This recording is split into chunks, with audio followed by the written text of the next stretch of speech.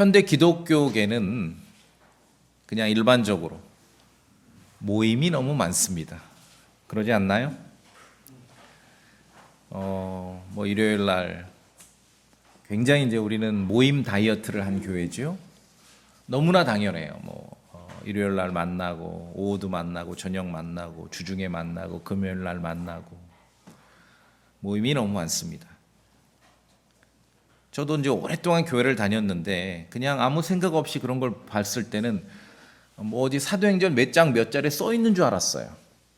근데 이제 정신을 차려 이렇게 생각해 볼 때 지나치게 많아요. 모임들이 지나치게 많습니다. 왜 그럴까요? 한번 생각해 보십시오. 왜 그럴까요? 왜 그것이 너무 당연한 것처럼 생각될까요?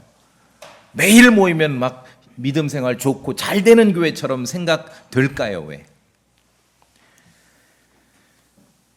세상과 교회가, 세상과 성도가 뒤섞여서 영적으로 타락하는 만큼 세상과 교회가 세상과 결별해서, 세상과 성도가 완전히 결별해서 영적으로 타락하는 일도 심각합니다. 세상과 결탁만 해서 영적으로 타락하는 게 아니라 완전히 결별한 상태에서도 영적으로 타락합니다. 많은 현대 교회 기독교인들이 자신들이 이스라엘 사람인 줄 착각합니다. 그래서 어디서 읽은 건 알아가지고 막 세상 사람과 믿지 않는 자들과 접촉하네요. 자기들이 야곱의 아들들입니까? 이집트의 고센 땅에 따로 있듯이 막 따로 뭉쳐 사는 것이에요. 믿지 않는 사람들과는 사업도 안 하려고 그래요. 그러려면 슈퍼마켓 갈 때마다 그 제조 연호를 확인하는 게 아니라 제조자가 믿는 자인지 안 믿는 자인지 그거부터 따져야 되겠죠? 믿지 않는 사람과는 혼인하지 않으며 사는 것을 자랑 삼아 말합니다. 어떻게 이방 결혼할 수 있느냐? 주례 부탁을 했는데 신랑이나 신부가 아직 신앙생활 안 한다 그러면 주례 보이콧하는 목사들이 굉장히 많습니다. 여럿 봤습니다. 자, 옳으니 그르니 보다도 우리가 한번 생각해 보자는 것이에요. 믿는 사람들끼리, 성도들끼리 모여서 뭐를 하는 걸 굉장히 자랑스러워합니다. 그것이 신앙의 표준인 것처럼 생각합니다. 믿지 않는 사람과 뭘 하는 것보다 낫겠지요. 근데 그러기만 하면은 되는 건가 이것이에요. 성경이 정말 그렇게 가르치는가? 세상과 결별하고, 악한 세상과 결별하고 믿는 사람들끼리, 교회 성도들끼리만 똘똘 뭉치면은 그럼 거룩해지는가요? 거룩해지는가? 오히려 그 반대입니다. 세상과 결별하고 자기들끼리만 똘똘 뭉친 교회는 하나님의 말씀으로 자체 정화 시스템이 가동하지를 못합니다. 자, 세상과 뒤섞여도 타락하지만 세상과 완전히 결별해도 타락합니다. 왜 그러냐? 그러다 보니까 예배당 중심 문화로 살아갑니다. 그래, 모임이 많은 거예요, 모임이. 예배당 중심 문화로 살아가요. 매일 모이면 신앙이 좋은 것처럼 생각합니다. 예배당 중심으로 살아가면 그것이 성경이 가르치는 신앙 생활인 줄 착각합니다. 정도가 심해지면 그러다가 이제 마음이 맞은 끼리끼리 모여가지고 공동 생활을 하죠. 막 60평, 80평 되는데 같이 뭉쳐 사는 건 괜찮아요. 근데 15평에서 막 공동 생활을 하는 거예요. 안쪽에진 집이 없습니다. 제가 오랫동안 지켜봤거든요. 처음에는 좋죠. 막 공동 생활을 하고 그러다가 또 의기가 투합되면 협동 농장도 만들어요. 막 공장을 세워가지고 같이 모여서 막 작업할 때 구두 뒤축 낄 때 찬송가 틀어놓고 구두 뒤축 끼고, 그렇죠? 협동 농장 만들고 막 집단 생활을 하고, 이게 어떤 신앙의 표준처럼 제시되는 거예요. 우리나라 했잖아요. 예전에 유행이었어요. 기업이든 학교든 단체든 견학하는 거. 여러분 가나안 농군학교라고 모르세요? 막 집단 생활하고 협동 농장, 크리스천들끼리 시작할 때 찬송과 함께 시작하고, 옳으냐 그르냐를 따지기 전에 정말 생각해 보자는 거예요. 이게 성경이 가르치는 신앙생활의 본질인가? 그런데 세상과 결별하고 자기들끼리 똘똘 뭉쳐서 교회 예배당 중심으로 모이고 공동생활하고 협동농장 집단 생활하고 이런 거 다 여러분 토종 이단들의 특징 아닙니까? 그거 보셨잖아요. 나는 신이다 이런 거 다큐멘터리. 토종 이단들의 특징이에요. 토종 이단들. 한국에서 핍박받으니까 저도 몰랐어요. 여기 완주에도 하나 있었거든요. 그 무슨 돌나라. 한국에서 핍박받으니까 브라질로 집단 이민을 간 거 아니에요? 2,000명, 3,000명이. 토종 이단들의 특징. 현대 기독교계는 모임이 지나치게 많습니다. 정도의 차이는 있지만 다 제가 볼 때는 같은 선상에 놓인 것 같아요. 그럼 물어요. 당신이 말하는 건 뭐냐? 여러분이 구원받은 성도로서 예수 그리스도를 믿는 성도로서 여러분이 흩어져서 혼자 있는 시간에 성경 읽고 묵상하고 기도하는 삶이 아니라면 날마다 예배당에 모여도 여러분의 속사람이 성장하기는 힘듭니다. 신앙의 본질은 뭡니까? 흩어져 있을 때, 혼자 있을 때 거기에서 본질이 나오는 것이에요. 오늘 성경 디도서 2장 12절에 중간에 보시면은 이 현 세상에서 보이십니까? 12절에 This present world. 이 현 세상에서 살으라는 거예요. 살으라는 거. 유명한 목사님들 아니면 저도 이제 이렇게 20대부터 신앙생활하면은 막 어떤 구호처럼 들리는 얘기가 초대교회로 돌아가자 그런 얘기해서 근사하지요. 초대교회로 돌아갑시다. 저도 이제 그냥 그러니까 와 우리가 초대교회로 돌아가자 저도 외쳤어요. 그러다가 한번 멈춰서 생각한 거 왜? 초대교회가 뭔데? 대부분 초대교회는 사도행전에 묘사된 이제 예루살렘 교회를 중심으로 말을 하거든요. 근데 초대교회는요 사도행전 읽어보시면 교리적으로 매우 혼란스러웠습니다. 교리적으로 뭐 할례를 받으라는 사람이 있고 받지 말라는 사람도 있고 뭐 이걸 먹어야 되는 사람도 있고 먹지 말라는 사람도 있고 교리적으로 매우 혼란스러운 게 그게 초대교회예요. 사도행전은 예루살렘 교회. 왜 거기로 돌아갈까요? 왜 거기로 자꾸 가자 그럴까요?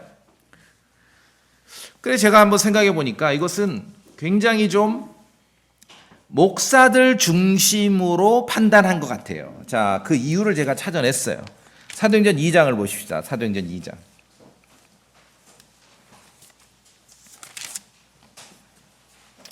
사도행전 2장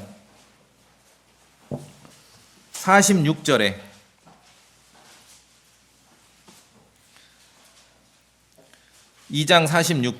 이 초대교회입니다. 초대교회 46절 또부터죠. 한번 소리내 읽어봅시다. 시작. 또 날마다 한 마음이 되어 성전 안에 거기까지만 읽어. 거기까지만. 날마다 초대교회는 어떻게 됐습니까? 날마다 한 마음이 되어 성전 안에 거하고. 여러분 정말 우리가 초대교회로 돌아가야 됩니다. 날마다 한 마음으로 성전에 모였습니다. 우리도 날마다 모이기를 힘써요. 지금 내가 이거 말하는 건 따옴표로 말하는 거예요. 이게 초대교회예요. 또 봅시다. 4장, 사도행전 4장 32절 제가 볼까요? 믿은 자들의 무리가 한 마음 한 혼이 되어 모든 것을 공동으로 소유하고 여기서 이제 공동생활, 집단생활, 협동농장, 신앙촌 전주에도 있죠? 예. 또 신앙촌 정도는 아니라도 건전한 교회 다니는 사람들도 다 기업에 뭐 있어요? 주일은 쉽니다. 모든 것을 공동으로 소유하고 그들 중 아무도 자기가 소유한 것들을 조금이라도 자기 것이라고 말하지 아니하였으며 와 이런 초대교회로 돌아갑시다. 공동으로 소유하고 그러려면은 다 예배당 계좌로 모아야 되잖아요. 이게 초대교회예요. 공동으로 소유해야 되니까.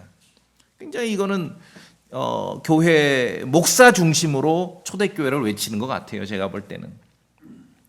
그러나 이런 사도행전의 2장, 4장 이 구절들은 말씀드렸죠. 사도행전에 묘사된 초대교회 예루살렘 교회는요. 굉장히 교리적으로 아직 혼란스럽다는 건 교리가 아직 정립이 되지 않은 교회였거든요. 혼란기였고 전환기였습니다. 사도행전 2장, 4장에 있는 그러한 내용을 지금 우리 하나님의 교회, 그리스도의 교회가 문자 그대로 따라할 수는 없습니다. 왜 그렇습니까? 이제 성경을 가지고 외치는 사람들 중에 막 그대로 믿는다고 외치는 사람 중에 제가 볼 땐 제일 어리석고 엉터리 같은 사람들이 성경에 있는 진리를 구분하지 않고 그냥 무조건 갖다 들이미는 거예요. 이건 정말 엉터리고 어리석습니다.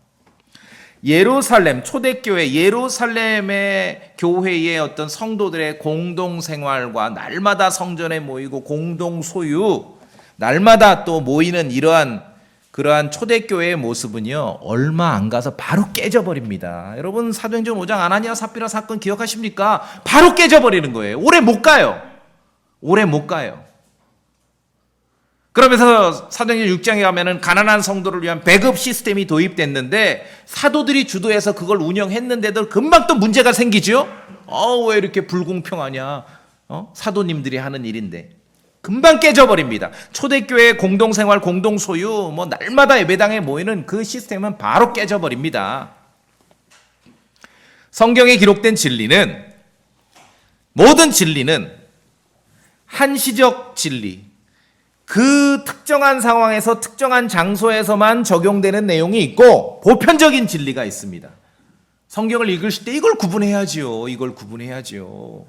우리가 지금 그리스도인에게, 구원받은 사람에게 할례 받으라고 말하지 않는 이유는 왜 그렇습니까? 할례는 한시적 진리이기 때문에 그런 것이에요. 유대인들에게 제한되지요. 그렇죠? 우리 이방인들에게나 예수 그리스도를 믿는 이 은혜의 복음을 믿는 그리스도의 교회에 적용되는 게 아니기 때문에 그런 것입니다. 성경을 읽으실 때 성경은 물론 모든 내용이 다 진리입니다. 그러나 한시적 진리가 있고 보편적 진리가 있습니다. 아무거나 가져와서 막 들이밀면 안 되는 것이죠.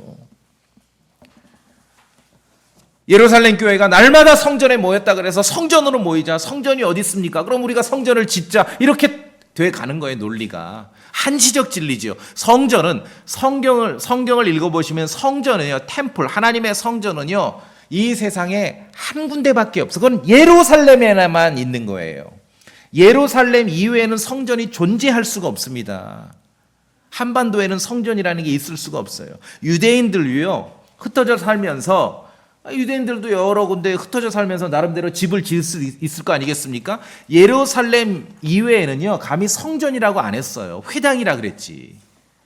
성전은 예루살렘밖에 없거든요. 그러니까 성경의 모든 진리는 한시적인 내용이 있고 보편적인 내용이 있습니다. 이것을 잘 구분하셔야 됩니다. 초대교회 하는 그런 여러 가지 내용들은 굉장히 한시적인 진리였습니다. 한시적인 진리예요. 성경에 있다고 무분별하게 꺼내 쓰다가는 이단되는 거예요. 아까 말씀드렸잖아요. 이 상아리만큼 모임이 너무 많은 게 정도에 지나쳐서 공동생활을 하게 되고 합숙을 하게 되고 협동 농장을 만들게 되고 공동 그런 무슨 공장을 운영하게 되고 토종 이단들의 특징 아니겠습니까? 예, 이상하게 되는 것입니다. 그래서 성경을 볼 때 지금도 우리가 함께 다른 성도들과 공유할 내용이 있고 이런 구절을 볼 때는 믿는 자들의 무리가 사도행전 4장 32절 한 마음 한 혼이 되어 굉장히 좋죠. 그렇죠? 그러나 모든 것을 공동으로 소유하고 그러면 이제 공산당 소리 듣는 거예요. 이게 말이 안 되지요. 특정한 상황에서 제한된 진리였다는 거지요. 이걸 구분 안 하면 이상하게 되는 거예요. 실천할까요? 저는 좋아요. 이대로 하자 그러면. 자, 그래서 구분해야 됩니다. 여전히 함께 공유할 진리가 있고 반드시 따로 구분해야 될 그런 내용들이 있다는 것입니다. 내 마음에 드는 나는 목사님이 이 구절이 내 감동을 왔습니다. 여러분 각자 마음에 감동이 왔다고 해서 그것이 신앙의 본질은 아니에요. 그렇죠? 저마다 선호하는 내용이 있습니다. 제가 말씀드렸죠. 극단적으로 표현합니다. 제가 소망침례교회 목사이지만 소망침례교회의 현 모습이 저라는 사람의 개인의 어떤 기준에는 못마땅해요. 저는 마음에 안 들어요. 우리 교회가. 그런데 교회를 판단할 때는 저라는 사람의 개인의 시각, 나의 선호도로 판단하는 게 아니죠. 교회를 판단할 땐 하나님의 말씀으로 판단하는 것이에요. 하나님의 말씀으로. 여러분도 마찬가지입니다. 다 각자 여기서 이제 교회라고 하니까 앉아서 1시간 동안 제 설교를 듣고 눈 껌뻑껌뻑 하면서 끄떡끄떡 아멘 하면서 듣지, 밖에 나가면 다 그래도 나름대로 사회생활하고 다 하잖아요. 호령도 하고 지휘도 하고. 그런데 하나님의 말씀을, 성경을 가져올 때 각자 마음에 드는 한두 구절, 선호하는 그런 내용을 가지고 다 펼치고 우기고 주장하는 게 아니에요. 교회는 공동으로 공통된 진리, 한시적인 그러한 내용이 아니라 공통된 진리를 펼치는 곳입니다. 그리고 내가 내 마음에 감동이 왔어도 이것이 모두에게 적용될 만한 그러한 내용인지도 살펴야 되는 것이죠. 그것이 교회예요. 그것이 교회예요. 그렇게 구분하지 않는 사람들이 밀어붙인 것이 처음에 말씀드린 대로 너무 현대 교회는 모임이 많아요. 모임. 왜 이렇게 모임 많이 안 하냐 그러면 저 개인에게 묻는다면은 저는요. 글쎄 이건 그냥 제 법칙, 제 기준이에요. 저는 한 사람의 크리스천의 신앙생활하면서 참여해야 될 그런 모임 총량의 법칙이라는 게 있다고 생각해요. 저는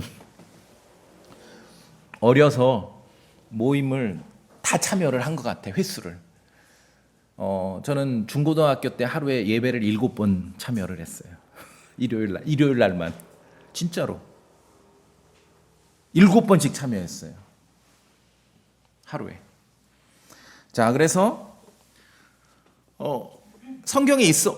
날마다 모였다. 오케이. 은혜가 돼요. 그렇죠? 그런데 그것을 꺼내 와서 지금 이 시대에 은혜의 복음을 믿는 성도들에게 그대로 펼칠 수 있는 보편적 진리인지는 멈추어서 생각해야 된다는 것입니다. 그게 안 되면 토종 이단처럼 되는 거예요.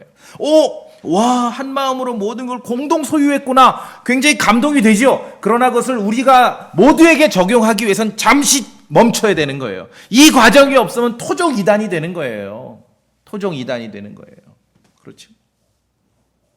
여쭤보세요. 일요일 날 그렇게 몇 번씩 모이고 주중에 모이고 금요일 날 모이고 또 모이고 이 성경적 근거, 아니 신앙생활 성경 가지고 하는 거 아닙니까? 성경? 제가 그래서 고민을 했어요. 목회를 하다가 내가 성도들에게 설교하는데 이 시간만큼은 내가 양보할 수 없다, 이 모임만큼은 포기할 수 없다라고 말할 수 있는 게 뭘까? 그러면서 하나씩 지워갔습니다. 이거 지워 하나 남았어요. 주의 첫날 일요일 날 모이는 이것만큼은 포기할 수 없구나. 이건 성경에서 지지하고 강조하고 있기 때문에. 여러분 동의하시죠? 이건 포기할 수 없습니다. 나머지는 유동적이에요. 변화할 수 있습니다. 그렇죠? 자, 그래서 교회는 각자가 감동받고 은혜 받은 그런 내용들을 각자 입장에서 실천하고 펼치는 곳이 아니라, 내 마음에 들고 내가 선호하는 것들을 펼치는 곳이 교회가 아니라, 내가 감동받고 은혜는 받았지만 이것이 보편적 진리인지, 모두에게 적용할 만한 그런 진리인지, 성경 기록이 어떻게 가르치는지를 멈추어 서서 철저히 확인하고 점검해야 돼요. 그러면서 우리가 보편적 진리를 펼치고 적용해야 되는 겁니다. 여러분 충분히 이해하시죠? 그래서 제가 여러분에게 공동 생활하자고 제안하지 않고 우리가 믿음의 기업 하나 만들자고 제안하지 않아요. 예배당이 커지면은 이단이건 이단 아니건 다 어느 정도 교회가 규모가 커지고 하면 뭐 만들어요? 사업체를 다 하나씩 만들어요. 뭔가 이렇게 이윤을 추구할 만한. 그렇죠? 예. 그러니까 어떤 원칙에 대한 고민이 없기 때문에 그런 것입니다. 그래서 가장 나쁜 일은 성경이 가르치지 않는데 성도들이 좋다고 실행하는 거예요. 그 어떤 좀 극단적인 모습을 지금도 저는 없어진 줄 알았어요. 근데 지금도 있어요. 신앙촌이에요. 신앙촌. 공동생활하고 공장에서 일하고 얼마나 멋져요. 듣기는 하루 일과를 기도와 찬송으로 우리가 다, 그렇죠? 그러면서 이렇게 뭐 구두 뒤축 굽고 재봉틀 할 때 다 찬송가 들으면서 멋진 것 같죠. 그래서 이단 소리 듣는 것이에요.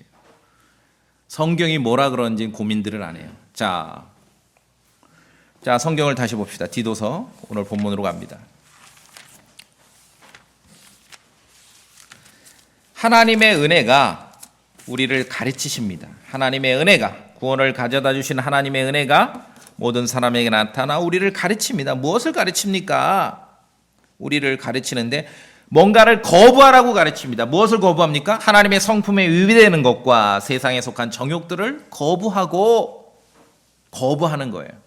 하나님의 은혜가 가르치는데 첫째, 거부하라고 가르치는 거예요. 거부하라고. 은혜 받으면 막 다 긍정적이고 좋고 실실 웃고 그런 것 같은데 하나님의 은혜가 가르치는데 하나님의 은혜가 가르치는 거는 뭡니까? 첫 번째, 거부할 줄 알아야 돼. 거절할 줄 알아야 돼. 무엇을 거절합니까?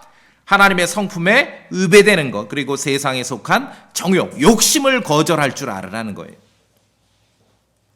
거절할 줄 알아야 돼요. 은혜 받은 사람은 거절할 줄 압니다. 그렇죠? 신기하죠? 내가 생각하는 거와 성경이 가르치는 게 달랐네? 은혜 받은 사람은 거부할 줄 알아야 돼요. 거절할 줄 알아야 돼요. 하나님의 성품에 위배되는 걸 거부할 줄 알아야 됩니다. 불경스럽고 허황된 말장난을 피할 줄 알아야 됩니다. 하나님의 성품에 위배되는 쪽으로 나아가는 그러한 말들에 대해서, 주장에 대해서 거부할 줄 알아야 됩니다. 여기에서 진리에 어긋나는 나쁜 교리들이 생겨납니다. 자, 디모데후서 2장을 보세요.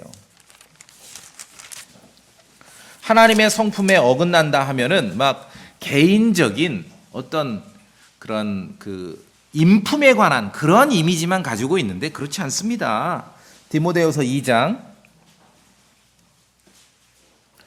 16절, 디모데후서 2장 16절, 그러나부터 같이 읽습니다. 소리내서 시작. 그러나 속되고 헛된 말장난들을 피하라. 그것들은 커져서 더욱더 하나님의 성품에 위배되는 것에 이르리라. 자, 그러면 속되고 헛된 말장난들, 이런 건 거부할 줄 알아야 된다고 그랬죠. 하나님의 은혜가 임한 사람은 속되고 헛된 말장난, 불경스럽고 허황된 말장난을 거부할 줄 압니다. 은혜는 거부하게 만듭니다. 왜? 그런 것들이 하나님의 성품에 위배되는 걸로, 그런 것들을 허용해버리면 하나님의 성품에 위배되는 쪽으로 나가게 되는데, 우리 성도님들 주의하셔야 됩니다. 여기서 지금 속되고 헛된 말장난은 무슨 농담 따먹기 하고 무슨 그런 것만 얘기하는 게 아니에요. 성경 읽어보세요. 17절 제가 읽을게요.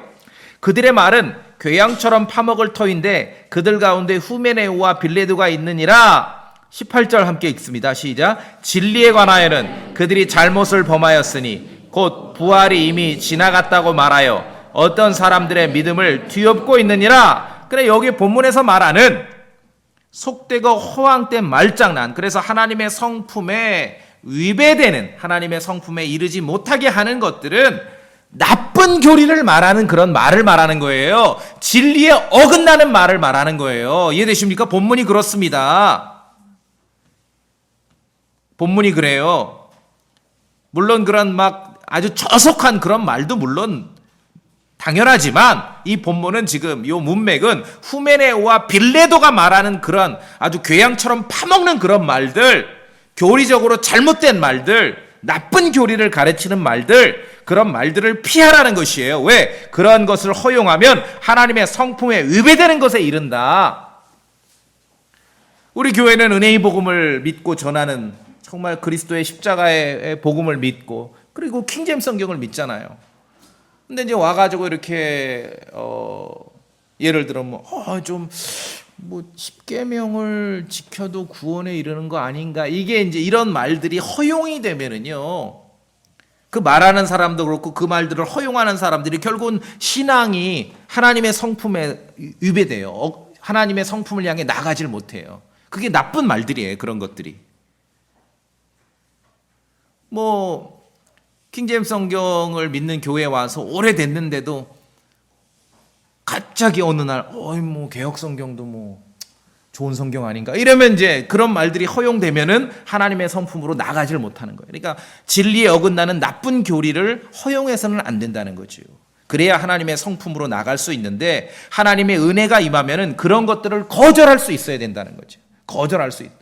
뭐 붙들고 뭐 헬라어가 어떻고 히브리어가 어떻고 그럴 때 거절하실 수 있어야 돼요, 여러분. 그게 하나님의 은혜가 임한 사람들이에요. 거절을 못 해요. 은혜가 임했는지 따져보셔야 돼요. 기차 타고 가는데 요새 이제 기차에서 이 선진국이 되니까 다들 조용하잖아요. 어저 아줌마 뒤에서 옆에 아가씨가 이제 좀 졸면서 가고 싶은데 말을 붙이는데 보니까 딱 뭐 전도하는 것 같은데 벌써 이상해. 하나님이 성씨가 있어. 제가 한마디 하거든요. 점잖게. 말 못하게 하거든요. 거절할 수 있어야 돼요.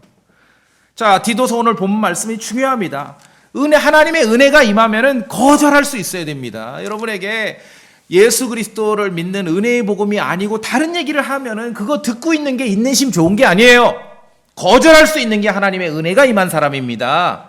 여러분이 킹제임스 성경을 믿으시죠? 보존된 성경을 믿는데 엉뚱깽뚱한 얘기를 해요. 뭐 히브리가 어떻고 뭐 헬라어가 어떻고. 거절할 수 있어야 됩니다. 그 말 자체를. 그래야 그것이 하나님의 은혜가 임한 사람이에요. 그래야 하나님의 성품을 향해 우리가 나갈 수 있다는 것이죠. 그래서 교회가 세상과의 접촉만 끊는다고 해서 하나님의 성품에 이르는 것이 아니라 나쁜 교리, 진리에서 벗어난 오류, 그런 말들, 주장들을 찾아내서 제거함으로 하나님의 성품에 이르게 되는 것입니다. 유대인들이 거룩한 명절의 첫째 날 자신의 집에서 누룩을 다 찾아서 제거했지요. 교회가 해야 될 일이 뭐냐 하면은 후메네오와 빌레도의 말 같은 그러한 누룩과 같이 퍼져나갈 수 있는 그런 말들을 제거해야 돼요. 그래야 교회가 하나님의 성품에 이르게 되는 거예요. 세상과 결별했다고 하나님의 성품에 이르는 게 아니라, 세상과 결별하면은 이단 된다니까, 이단. 결별하고 나면 자기들끼리 똘똘 뭉쳐 아무것도 안 해. 이 정화 시스템이 가동을 안 해요. 누룩과 같은 말을 제거해야 되는데 그걸 못 하는 거예요. 그러니까 이상하게 되는 것이에요. 이상하게. 나쁜 교리가, 진리에 어긋나는 나쁜 말이 나쁜 신앙인을 양성하고 나쁜 교회를 만들고 나쁜 성도, 나쁜 목사를 만드는 것이에요. 그런 말들을 여러분이 거절할 줄 아는 것이 하나님의 은혜가 임한 사람입니다. 그동안 그냥 느낌으로 알던 하나님의 은혜와 다르지요? 자, 다시 우리 본문 봅시다. 디도서 2장에. 구원을 가져다 주시는 하나님의 은혜가 모든 사람에게 나타나 우리를 가르치시는데 첫 번째 뭘 가르칩니까? 거부하라고 가르치는 거예요. 거부하라고. 거절할 수 있어야 됩니다. 거절할 수.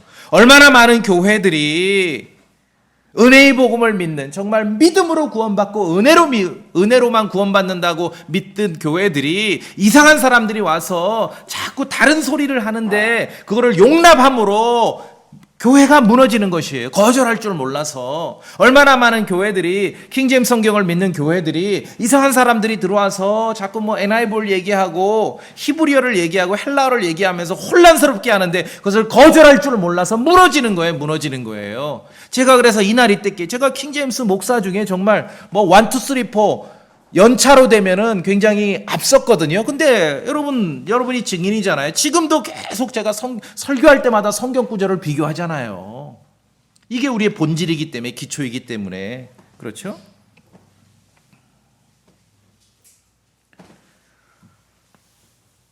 나쁜 교리를 막 퍼먹이는 그러한 기독교계도 있어요. 그런 이상한 목사들도 있고 그런 교회도 있습니다. 막 나쁜 교리를 막 퍼먹여.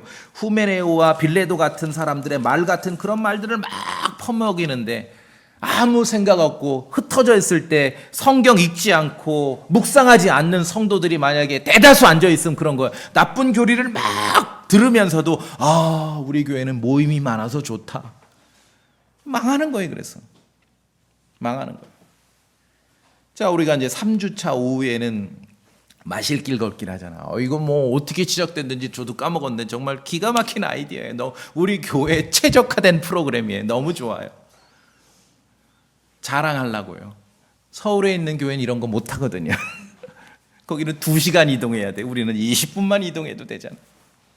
그런데 하나님의 말씀으로 우리가 정말 건전한 교리를 공유하고 진리에 굳게 선이 플러스로 걷기도 하고 마실 길도 나가고 하는 거죠.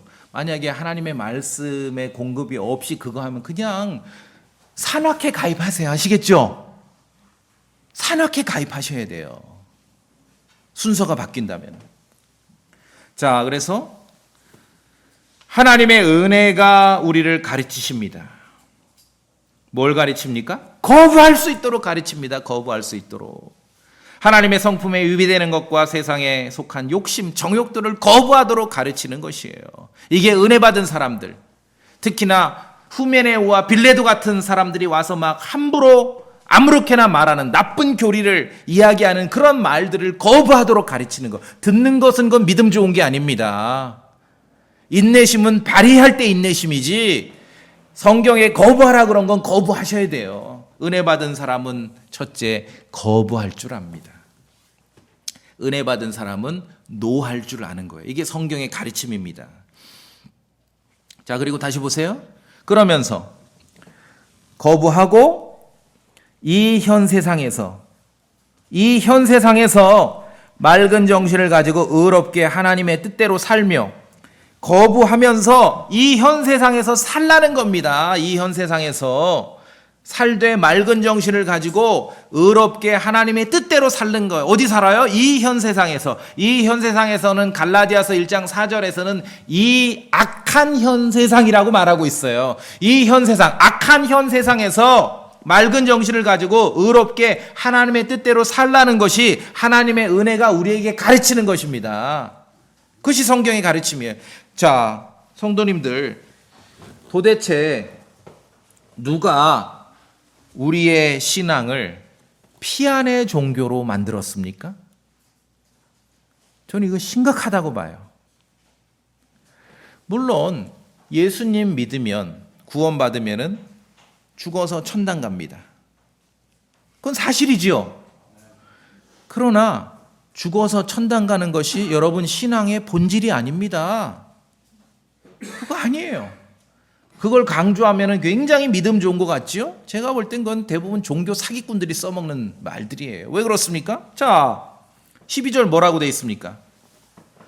이 현 세상에서 맑은 정신을 가지고 의롭게 하나님의 뜻대로 살며 하나님의 은혜가 임하면은 먼저 거부하게 만들고 거부만 하는 게 아니라 이 현 세상을 맑은 정신을 가지고 의롭게 하나님의 뜻대로 살아가라는 거예요. 근데 살아가는 그 장소가 어딥니까? 이 세상이라고. 이 세상. 하나님의 은혜가 임하면은 하나님의 뜻대로 이 세상을 살아가는 거예요. 이 세상을.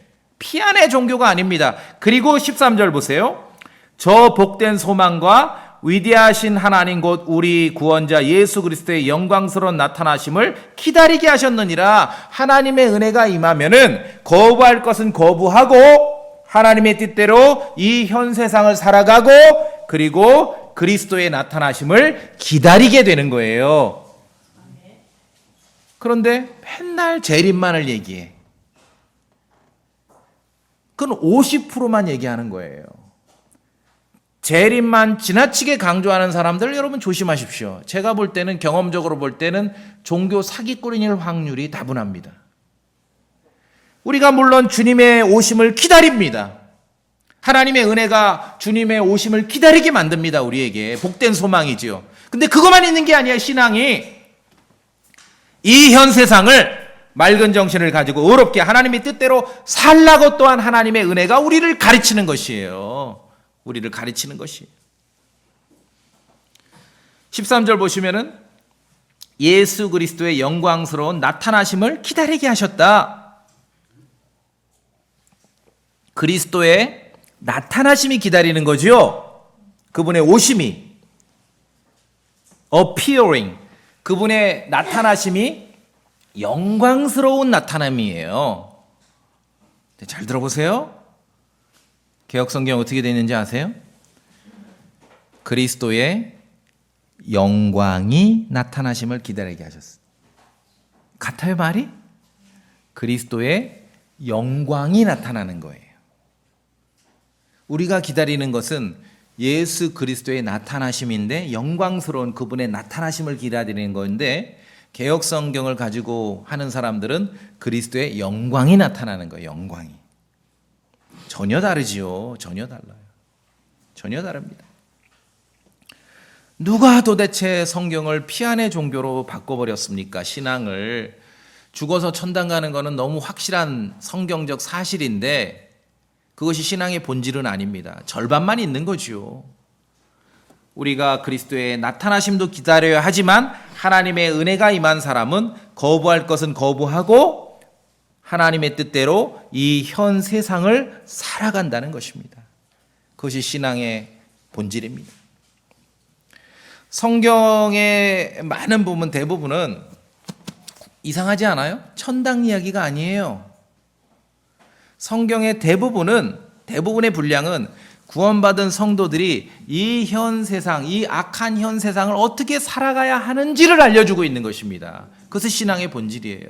이것을 누가 피안의 종교로 만들어 버렸냐고요. 종교 사기꾼들은 오로지 성경에 천당 가는 방법만 알려준다라고 주장을 하니 복음을 믿는지 안 믿는지 모르지만 믿는다는 사람들 다 제멋대로 살아가는 거예요. 성경에는 천당 가는 방법도 물론 있지만 굉장히 많은 분량은 구원받은 예수님 믿고 천당 가기로 확정된 성도들이 이 현 세상을 어떻게 살아가야 할지를 알려주는 것이에요. 그것이 성경 말씀입니다. 그걸 무시하면 안 되지요. 그리스도의 나타나심만 기다리면 안 되고 하나님의 성품에 위배되는 것, 세상의 욕심을 거부하며 하나님의 뜻대로 이 현 세상을 살아가며 하나님 그리스도의 나타나심을 기다려야 됩니다. 하나만 주장하면 안 됩니다. 그래서 이 현 세상, 성경은 이 현 세상을 악하다 말하고 있습니다. 예수님께서 제자들을 위해 기도하실 때 어떻게 기도하셨는지 여러분 아십니까? 한번 찾아볼까요? 요한복음 17장. 요한복음 17장.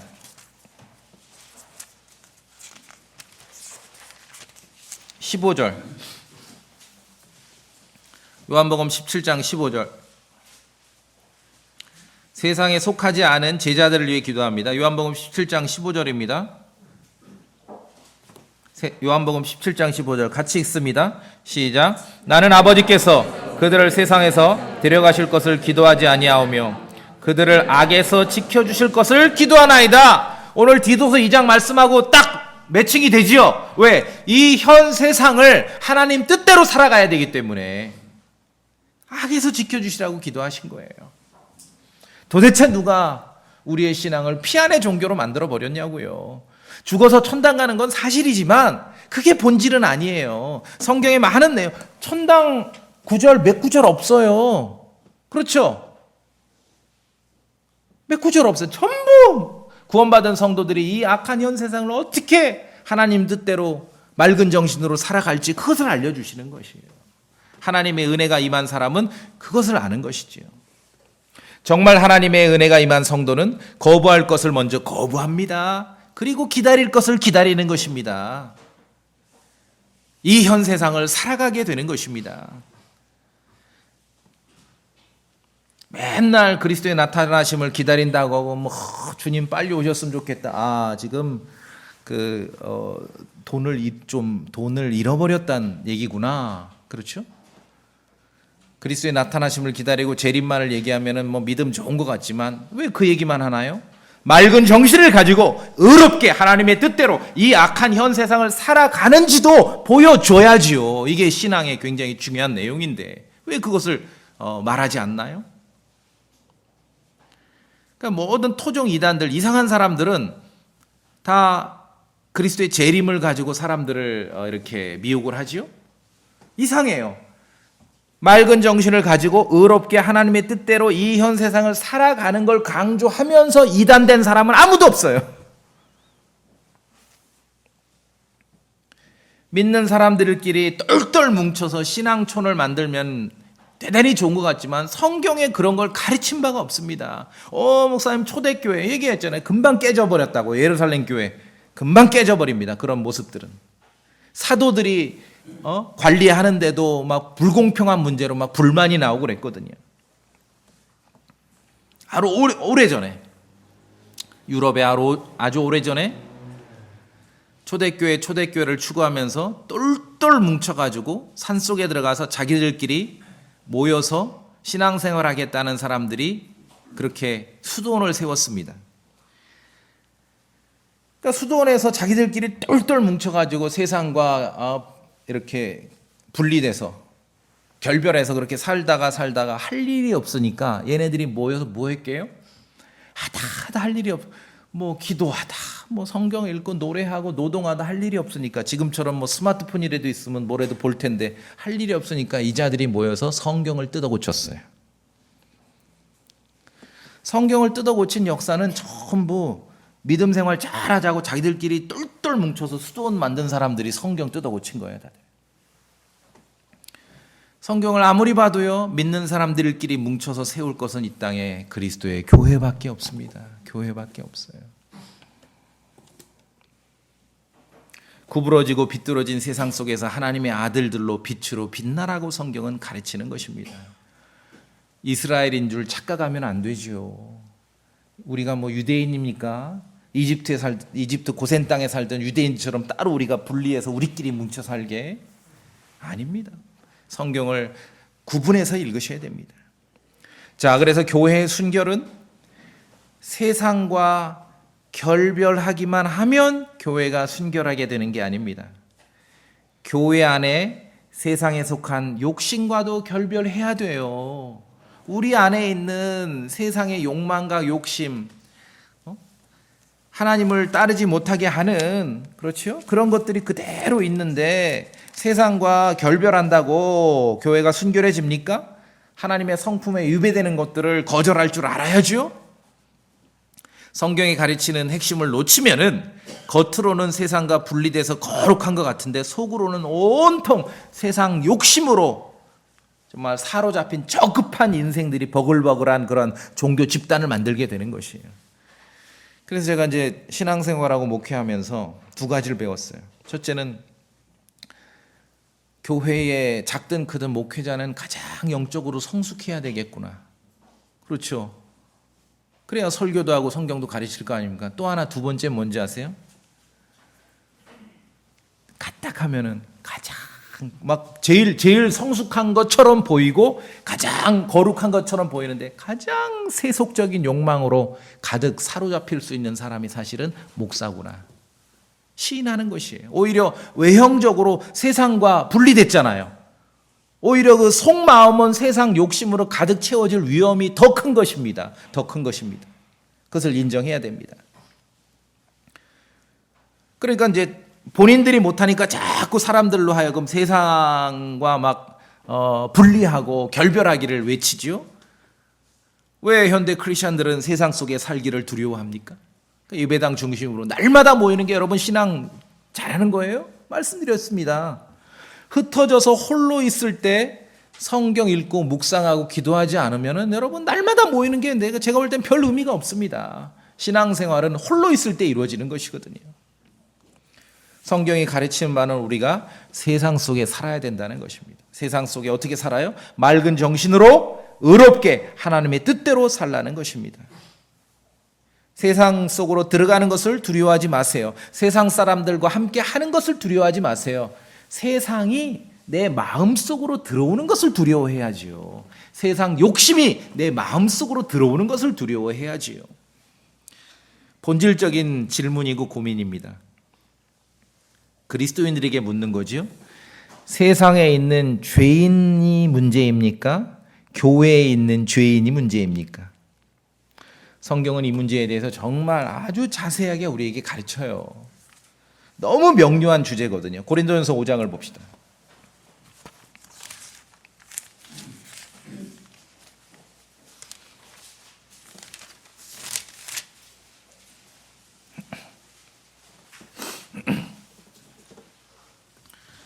제가 쭉 읽겠습니다. 9절에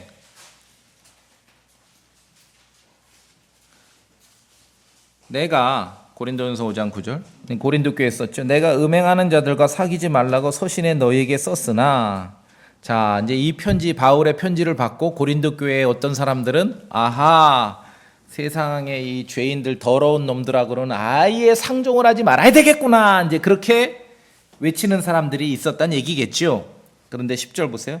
이 말은 이 세상에 음행하는 자들이나 탐욕을 부리는 자들이나 강탈하는 자들이나 우상 숭배자들과 전혀 함께하지 말라는 것이 아니니, 다르지요? 현대 크리스천들이 갖는 생각과.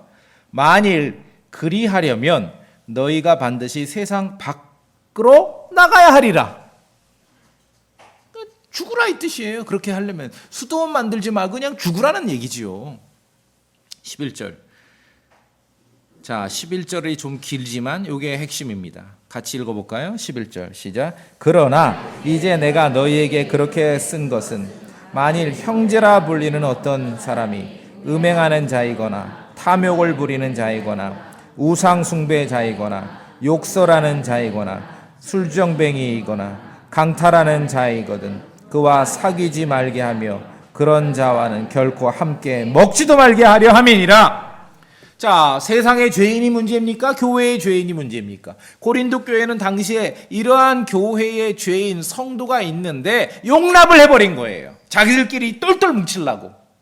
그래서 바울이 하나님의 말씀을 선포한 거예요. 야, 이거 세상의 죄인에 대한 얘기가 아니다. 12절. 또한 밖에 있는 자들을 판단하는 일이 나와 무슨 상관이 있느냐? 왜 목사들이 세상의 죄인에 대해서 맨날 비난하고 살아요? 그건 틀린 얘기지요. 안에 있는 자들은 너희가 판단하지 아니하느냐? 그러나 밖에 있는 자들은 하나님께서 판단하시나니 그러므로 그 사악한 자를 너희 가운데서 내쫓으라. 그 사악한 자, 교회 성도라면서 형제라면서 11절에 있는 이러이러한 죄인이 있는데 용납을 해버린 거예요. 고린도 교회는. 하나님의 성품에 어긋난 것이죠. 교회의 순결은 세상의 죄인과의 결별이 아니라 교회의 순결은 교회 내부에 있는 죄인, 죄와의 결별입니다. 이것이 우선순위입니다. 우선순위입니다. 세상 밖으로 나가 사는 듯한 막 세상과 완전히 결별하는 삶이 최고의 크리스찬의 멋진 삶처럼 가르치는 거, 그건 다 가짜입니다. 그거는 거짓 대언자들이고 가짜 교사들이고요. 종교 사기꾼일 가망성이 많아요. 세상 속에 살지만 세상과 일치하지 않는 삶이 크리스찬의 삶이지요. 그렇죠? 세상, 이 악한 현 세상을 믿음을 가지고 살고 하나님의 뜻대로 살고 정말 맑은 정신으로 살아야 하니 그리스도의 다시 오심을 기다리며 사는 것이고, 일요일이면 예배당에 우리끼리 한번 뭉치는 거죠. 서로 너도 힘들었냐 나도 힘들었다. 세상의 짐승들하고 일주일 살아가면서 얼마나 고단하십니까? 서로 격려하는 거예요. 격려하는 거예요. 교회는요, 하나님의 말씀을 우리가 공급받고 배우고 또 성도들을 향해서는 격려하는 거예요. 격려, 치열업 해주는 거예요. 왜? 세상 속에서 믿음으로 하나님 뜻대로 살아야 되기 때문에. 자, 오늘 디도서 말씀, 그래서 하나님의 은혜가 임한 사람은 첫째로 먼저는 거절할 것을 거절합니다. 그리고 이 악한 현 세상을 맑은 정신으로 하나님의 뜻대로 살아가는 겁니다. 그리고 두 번째, 그리스도의 나타나심을 기다리는 것이지요. 기다리는 것입니다. 한쪽으로 치우치면 안 됩니다. 맑은 정신으로, 온전한 생각으로. 성도들에게 신약 성경은 교회 감독에게, 집사에게, 나이든 남성에게, 나이든 여성에게, 젊은 여성에게, 젊은 남성에게 맑은 정신을 가지라고 요구하고 강조하고 있습니다. 오늘 말씀을 통해서 하나님의 은혜가 가르치는 것이 뭔지 아시겠죠? 첫째는 거부할 것은 거부하셔야 됩니다. 은혜 받은 사람은 거절할 줄 알아야 됩니다. 이거 하나 꼭 기억하세요. 은혜 받은 사람은 멍청해지는 게 아니라 은혜 받은 사람은 거절할 줄 아는 거예요. 그리고 은혜 받은 사람은 맑은 정신으로 하나님의 뜻대로 이 현 세상을 살아갑니다. 그리고 은혜 받은 사람은 그리스도의 나타나심을 기다리는 것입니다. 여러분 동의되십니까? 예, 다 같이 기도합시다.